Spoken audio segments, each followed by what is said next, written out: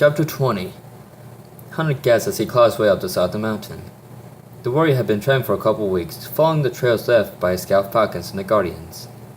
He had passed quickly through the mountainways, only to find his progress impeded by a mountain that seemed to disappear into the fog above. But the agents, what in the world could those dragons be doing all the way out here? He groaned to himself. He nearly wasn't the one to openly complain, as he always felt it necessary to send an example for other warriors. All I can pray for is that they're safe. At last, after nearly an hour of climbing straight up, he reached the bottom of the stairs to spiral around the mountain. The chief warrior stopped to rest and catch his breath, and chowed down on the rations had caught along the way. The tough meat was bland, but it gave him strength in his haste to track down the missing dragons. After a short break, Hunter rose up again and began to ascend the stairs. But rather than walking upright, he resorted to running on all fours. It didn't take him long to realize how long the incline was and how far around the mountain he was going. This is obviously in the Creator's design, he muttered to himself as he pressed onward. Slowly the fog began to burn away, and the warm sun started to break through the clouds. The Chia slowed his run to a hurried trot. High above, Tang and Static sat beside the staircase, looking out over the fog as they billowed away in gentle wisps in the wind. Glad to see it's not a nice day out, Static sighed confidently. I guess so. Tang shrugged, and the yellow dragon turned to look at him. You guess? Why? I don't know. Tang sighed, looked down at the fog below the mountain. Something on your mind, Tangy? Static raised her breast suspiciously. The blue dragon glared at her. Don't call me that. Well then tell me what's bothering you. It's the Guardians. Tang sighed after a long, quiet moment. What about them? I overheard an argument between the one Tremor and Candace. Tremor was saying he was thinking about resigning as a Guardian. No way! Static exclaimed, instant cup and paused over her mouth. Do you think he's serious? She asked as she leaned close to him. I have no idea. Tang shrugged. I barely know the guy. I mean, to become an actual Guardian, I would imagine you need to be exceptionally special. But to become a Guardian, then quit? He shook his head as he tried to shake the thoughts from his head. I just can't fathom why he would want to. I mean, sure, it can be dangerous, but maybe Trent just wants to know life with Candace, Sai pointed out. Maybe he doesn't want all the danger and injuries that he's been dealing with lately.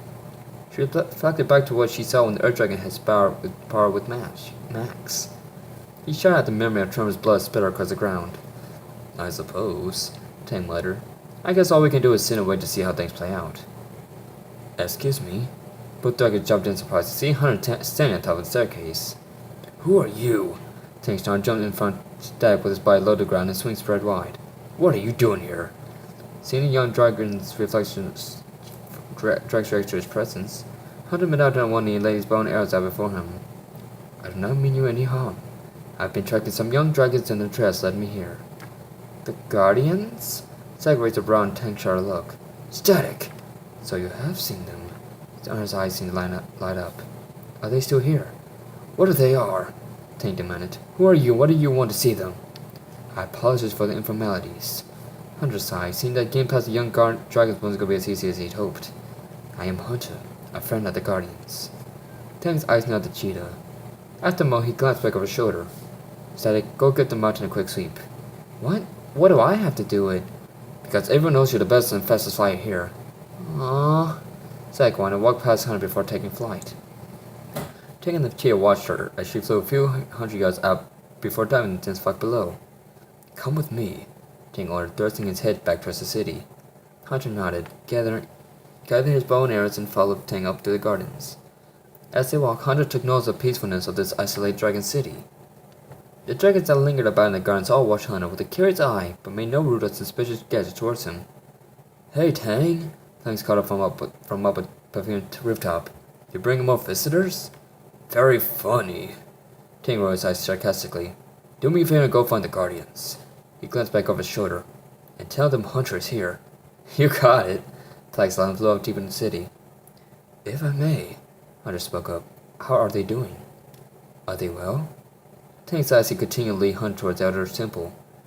More or less, he replied. I remember they were in pretty bad shape when they arrived. Especially the purple one, Spyro. He was half dead when Static found them, running the mountain ways.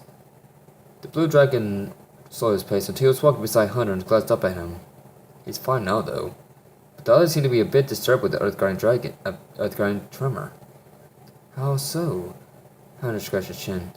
He's been talking about resigning from being a guardian. Tank replied, sounding rather depressed about it.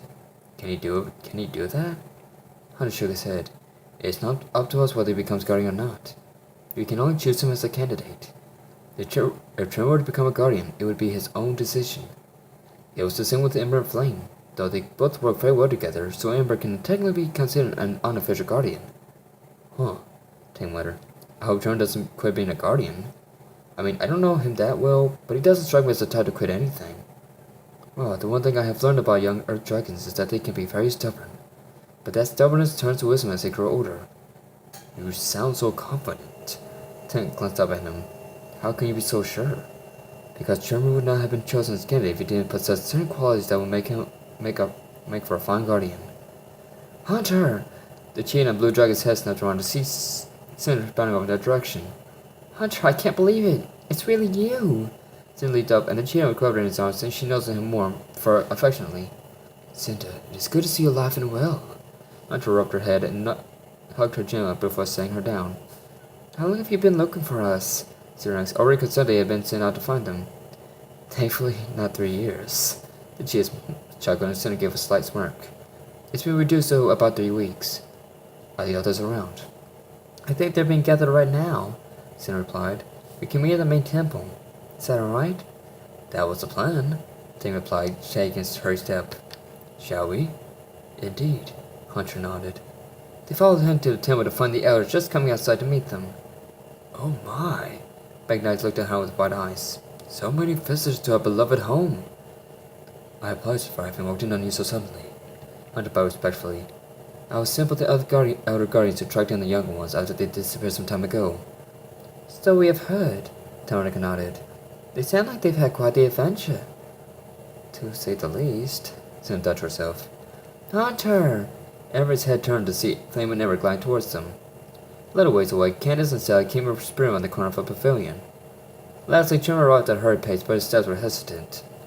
The other dragons seemed to fall silent as soon as he arrived on the scene, making him extremely comfortable. Well then, Bagnight interrupted silence. Shall we retreat inside? He looked around the crowd of gathered residents who immediately took notice and started to slink away. Perhaps it would be discussed current matters in private. Hunter nodded as he followed the arrows up the stairs.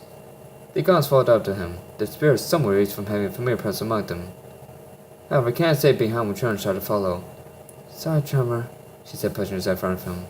This is guardian business. What? Trevor looked surprised. But guardian business, Candace repeated, more so this time. But Candace, Trevor started to step forward, but saw when the dragon's tail blade became level with his chest. Guardians only, the dragon hissed. She turned away, leaving a shocking, dismayed Tremor stand on the stairs alone, without a friend in the world.